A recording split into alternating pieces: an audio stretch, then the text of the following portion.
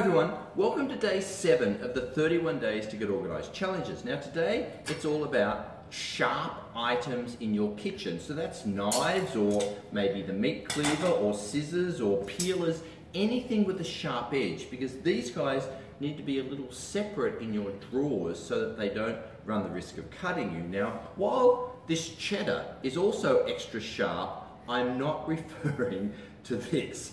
What I want you to do is to pull out all the knives and sharp items from a drawer, spread them on the kitchen counter. If there are knives or scissors that you no longer need or use, obviously put those into the donation box.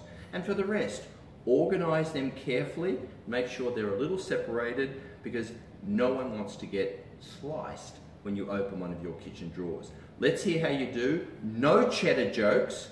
Get to it.